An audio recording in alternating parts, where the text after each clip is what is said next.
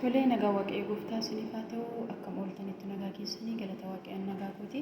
Guyyaa ammoo yeroo mataa keenya filannu yeroo kamiyyuu akka nu jalaan caccabneef akka nu jalaan buqqaaneef wanta nu fayyadu waan lama isinitti argisiisuun barbaada. Innis kun roosmarii gogaa isaati. Roosmarii gogaa gogseen jechuudha. Akkasumallee qurunfullii qaba. Isaan kana lamaanii walitti affeeleen jira bishaaniin jechuudha. Daqiiqaa 5 fi affeeleen jira kun akkasuma ta'ee jira. Kana yeroo mataa koo filadhu itti godhadheetanii filadhaa jechuudha. Itti kun waan akkasiiti waan bishaan isinii baasutu argattan waan akkas raca'u tu argattan bareedaadha. Kanumarraan asumarraa yoo fixee ammas immoo egaa faayidaa qurunfullii faayidaa roosmerii baay'ee keessan gogalii keessa galtanii yoo ilaaltanii baay'ee faayidaa qabeessa waan ta'eef salaaluu dandeessu baay'ee fayyada jechuudha.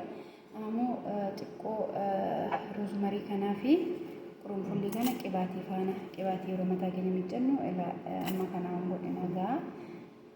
እና roosmarii jechuun maxibashaa isa jedhanii kanas immoo xiqqoo mashii jechuudha. Qurunfullii baay'ee ittiin dabalu sababni isaas waa biraa hojjechuu fedha waan hin qabu kunoo ilaalee mataa 20 kan taatu qurunfullii sabooddii qibaatii barbaaddanii itti naqattu jechuudha.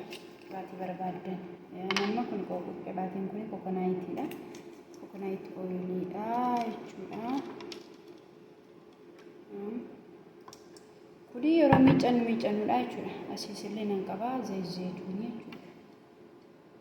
Kan lamaan isaa walitti dabaleetanii bultii 10f kanatti naqeen fa'aa jechuudha. Sirriitti wal nyaata sarba godhee booddee yeroo mataa miiccachuuf koo yeroo hundumaa itti naqeetanii itti dibadheetan miiccadhaa jechuudha. Akkasitti fayyadama isin jedha. Wantoonni wal makiinsa qabu obboloota koo baay'een isaa gaariidha. Inni gaarummaan isaas jettan immoo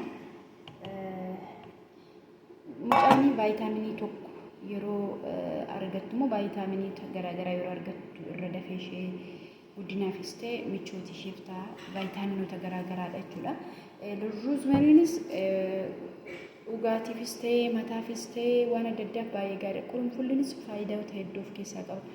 Kanaafiyyuu waan gola keessan keessatti argamu waan ta'eef waan akkasii walitti makaatii rifeensa keessa yeroo miiccachuuf kaatan dibadhaa daqiiqaa 10 maasajjii godhaatii yookiin sukkumaatii sa'aatii 1 sa'aatii 2 booddee immoo sa'aatii 3 yoo ta'e barbaadan ofirra tursiis sa'aatii 3 olotoo gochuu baattan gaariidha. Isa booddee miiccadhaa shaamboo keessan keessarree qurunfullii kana buusaa isiniin jedha. Qibaatota miiccannee booddee immoo waan dibannu immoo yeroo biraan itti isinii dhufu.